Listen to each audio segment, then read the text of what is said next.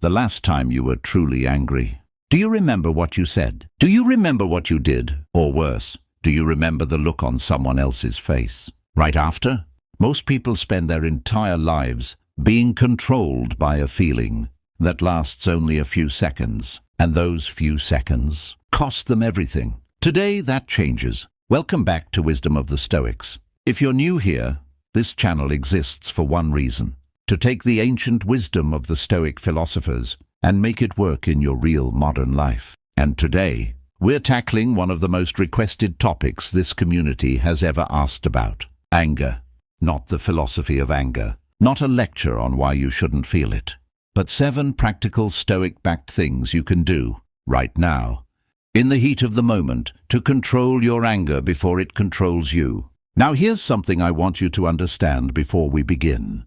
The Stoics didn't believe in suppressing emotion. They weren't cold. They weren't robots. Marcus Aurelius, the Roman emperor, who commanded armies and governed millions, wrote in his private journal about his own anger, his own frustration, his own moments of wanting to lash out. He wrote, "How much more grievous are the consequences of anger than the causes of it?" Think about that for a moment. The damage anger causes is almost always worse than whatever triggered it. And the Stoics had a solution, not a suppression, a transformation. Let's get into it. Section number 1, the pause principle. Create space between stimulus and response. The first thing, and possibly the most powerful of all 7, is what I call the pause principle, and it comes directly from Epictetus. Epictetus was a former slave. He had no political power, no wealth, no status, and yet he became one of the most psychologically free human beings who ever lived, because he discovered something that most people spend their entire lives missing. He said, "Between stimulus and response there is a space. In that space lies our freedom." Now, here's the problem. Anger is one of the fastest emotional reactions the human body produces. When something triggers you, someone cuts you off in traffic, your boss humiliates you in a meeting, your partner says that thing, your brain fires before you can even think. The amygdala, the emotional alarm system of your brain, hijacks your rational mind in milliseconds. The Stoics called this the first movement, the involuntary jolt of emotion. And here's the key. They said, you cannot stop the first movement. That flash of heat, that surge in your chest, that is human, that is biological. What you can control is what comes after it. So here's the practice. The moment you feel anger rising, you do one thing. You stop. Not forever, not to suppress. Just stop. You insert a deliberate pause between what happened to you and what you do next. In that pause, even a pause of 3 seconds, your prefrontal cortex, your rational brain, has time to come back online. You move from being reactive to being responsive, from being driven to being directed. How to practice it in real life? When anger spikes, take one slow, deliberate breath through the nose. Hold for 2 seconds. Release through the mouth. That's it. That's the pause. It sounds almost insultingly simple, but I want you to try it the next time someone says something that makes your blood boil. Because in that 3-second pause, you will discover something extraordinary. You will discover that you have a choice. And for the Stoics, that discovery was everything. Section number 2, the dichotomy reset. Ask, is this within my control? The second thing that controls anger immediately is what I call the dichotomy reset. And this is the absolute cornerstone of Stoic philosophy. Epictetus opened his famous handbook, the Enchiridion, with these words: "Some things are within our power, while others are not." 11 words. 11 words that, if you truly internalized them, would eliminate at least 60% of your daily anger. Think about what makes you angry on a typical day. Someone doesn't respond to your message. A project gets delayed. Someone disagrees with you publicly. The weather ruins your plans. Traffic makes you late. Now ask yourself, which of those things can you actually control? Not one of them. What you can control, how you respond, what you think, what you choose to do next. Now, here's where people get this wrong. They hear, you can't control it, and they think that means don't care. The Stoics were not indifferent. Marcus Aurelius cared deeply about his empire. Seneca cared about his students. They worked passionately, fought relentlessly, and loved deeply. But they refused to suffer over things outside their power. There's a profound difference between caring about an outcome and being emotionally destroyed by one. The practice, in the heat of anger. When you feel the heat rising, ask yourself one question. Is this within my control? If yes, channel the energy, act, fix it, address it. If no, pause, breathe, and consciously choose to redirect your energy toward what you can do. I want to share a story with you. There was a Stoic practice, reportedly used by Marcus Aurelius himself, where he would imagine the worst thing that could happen as a result of the thing angering him, and almost always, when he mapped it out fully, the worst outcome was survivable. And if it was survivable, it was manageable. And if it was manageable, the anger was optional. Let that sit with you. Your anger, in most moments of daily life, is optional. Not easy to let go, but optional. And knowing that is the beginning of real power. Section number 3, the perspective shift. View from above. The third practice is one that Marcus Aurelius used personally, and he described it in the Meditations in striking detail. He called it the view from above, and I want to take you through it right now. Close your eyes if you're somewhere safe to do that. Imagine you're looking at yourself from above, from the ceiling of the room you're in. Now rise higher. See your building from above, your neighborhood, your city, your country, the continent. Now you're in orbit. The earth is a blue marble below you, and somewhere on that marble, a tiny, tiny human being is furious about an email, about what someone said, about traffic. Does it feel quite as large now? Marcus Aurelius wrote, "How many are Fabius, Scipio, Cato, and before them how many a host of men inflamed with passion have been laid low and resolved to dust." He was reminding himself, and us, that the mightiest emperors, the fiercest warriors, the most powerful people in history, are now dust. Their angers, their obsessions, their rage, all of it dissolved into time. This is not a depressing thought.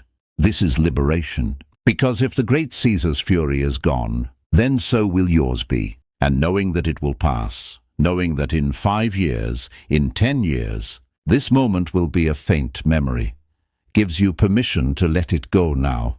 The practice. When anger peaks, ask yourself, will this matter in 5 years? If yes, act deliberately, not angrily. If no, let it go completely. And if you need more perspective, zoom out even further.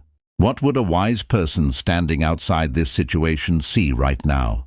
Not an indifferent person, a wise one.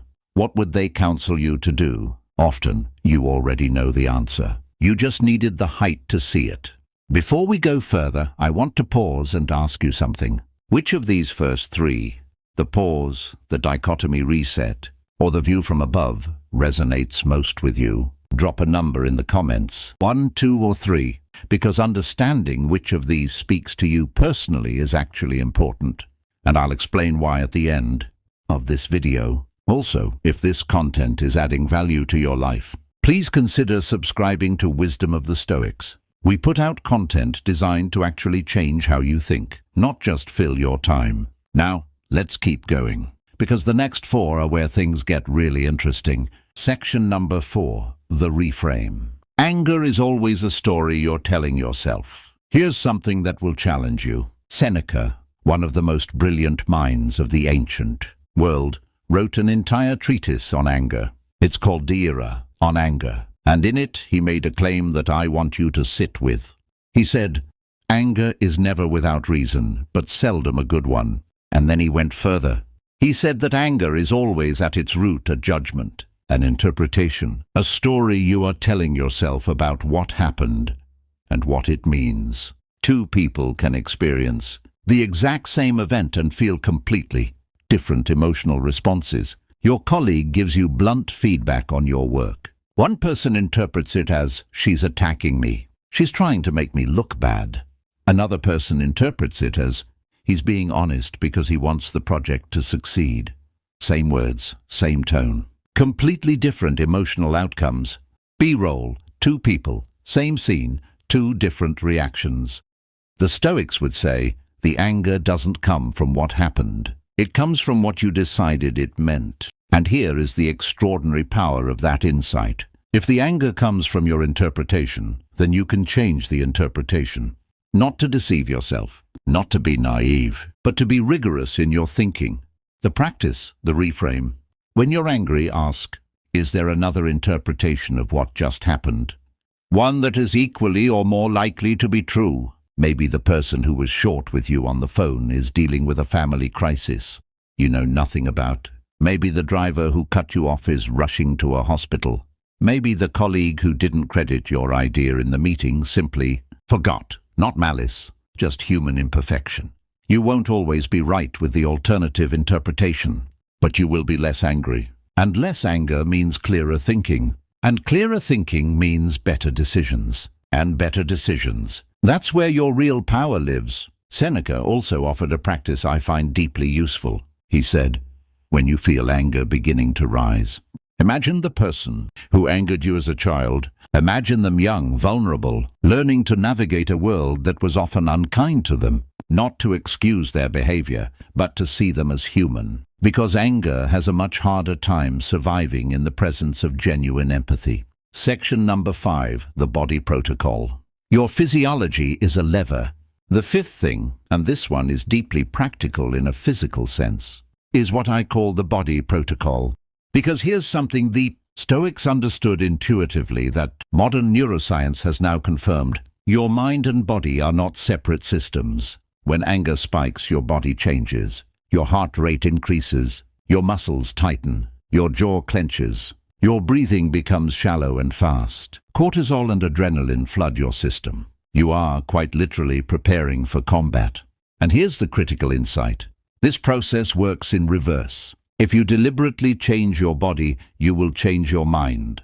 Seneca wrote, when you are in the grip of passion, recline on your bed and rest. Not because he was telling you to run away, but because he knew changing your physical posture changes your psychological state. The body protocol, 4 steps. Step 1, slow your breathing. Breathe in for 4 counts. Hold for 4, out for 6. The extended exhale activates your parasympathetic nervous system.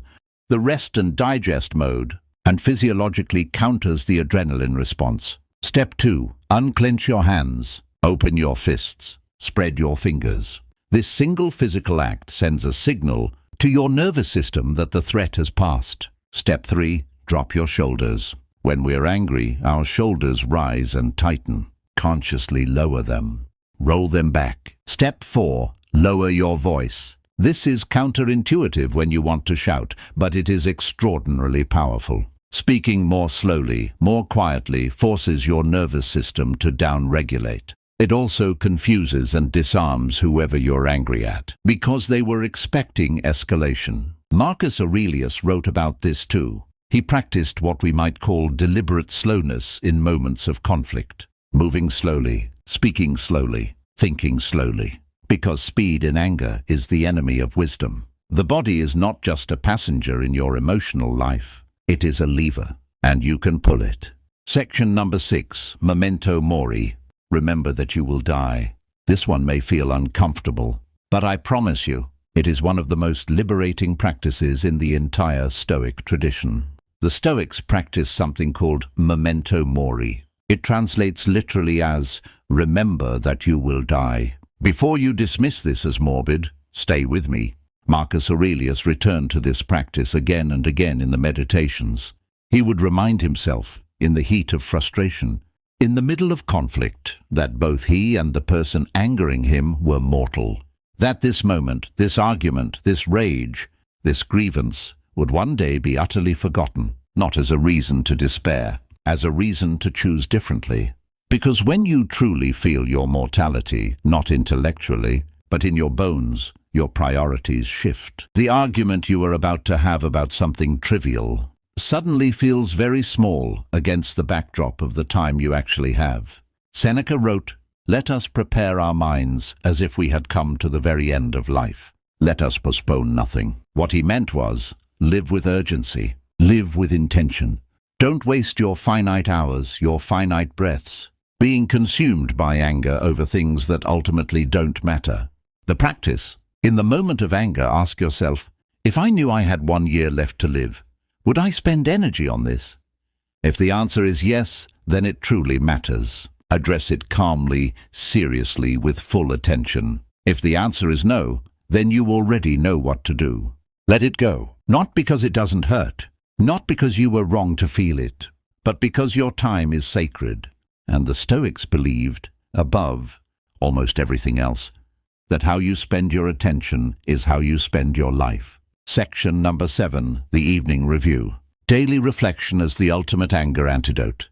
The 7th and final practice is not something you do in the moment of anger. It's something you do after. Every day, and over time, it may be the most powerful of all. The Stoics, particularly Seneca, practiced the evening review. Each night before sleep, Seneca would examine his day like a judge examining evidence. He wrote, "When the light has been removed and my wife has fallen silent, I examine my entire day and go back over what I've done and said." He asked himself 3 questions. What did I do wrong today? What did I do well? How could I have done better? Now, notice something important here. He didn't just focus on failure. He also acknowledged what he did well. The Stoic evening review is not self-flagellation. It is honest self-assessment, in the spirit of growth, applied specifically to anger. Each evening ask yourself, was there a moment today where I lost my temper, or came close to it? If yes, what triggered it? What did I do? What would the wise version of me have done instead? And then, crucially, what can I put in place tomorrow so that trigger has less power over me? This practice does something extraordinary over time. It makes you a student of your own anger. You begin to see the patterns. You notice that it's always the same 3 or 4 triggers, that it tends to spike at certain times of day, that certain people or environments set you off consistently. And once you see the pattern, you can prepare for it. The Stoics called this premeditatio malorum, the premeditation of challenges. Tomorrow morning, before your day begins, you can say, today I may encounter X. If I do, here is how I will respond. You rehearse the wisdom before the test arrives. And slowly, over days, then weeks, then months, you change. Not because you suppressed your anger, but because you understood it. And understanding is always the beginning of mastery. Let me bring all 7 together for you. 1. The pause principle. Insert space between what happens and how you respond. That space is your freedom. 2. The dichotomy reset. Ask, is this within my control? If not, redirect your energy. 3. The view from above. Zoom out. Gain perspective. Ask, will this matter in 5 years? 4. The reframe. Challenge your interpretation. Is there a more generous, or more accurate, story you could be telling? 5. The body protocol. Use your physiology as a lever. Slow breath, open hands, lower voice. The body leads the mind. 6. Memento mori. Remember your mortality and the mortality of everyone around you. Let it dissolve the trivial and clarify the essential. 7. The evening review. Become a student of your own anger. Examine your day. See the patterns. Prepare for tomorrow. Now, I want to say something directly to you. Controlling your anger is not about becoming emotionless. It is not about becoming passive. It is not about being a pushover. Marcus Aurelius led armies. Seneca advised emperors. Epictetus inspired generations of powerful thinkers. These were not passive men. They were fierce men who learned to direct their fire toward what mattered, who chose every day to respond with wisdom rather than react with heat. And that choice, that daily, moment-by-moment choice, is what made them remarkable. The Stoics believed something profound, that you cannot control the wind, but you can always adjust your sails. Your anger is not your enemy. Uncontrolled anger is. And today, you have 7 new ways to take back control. Use them. If this video gave you even one insight that helps you navigate anger differently, share it with someone who needs it today. And I'm genuinely curious, in the comments below, which of these 7 practices are you going to try first? Drop your answer below. I read every single comment. If you're new here, welcome. Subscribe to Wisdom of the Stoics. We put out content like this regularly, deep, practical Stoic philosophy for your real life. Until next time, be deliberate, be wise, and remember, the obstacle is always the way.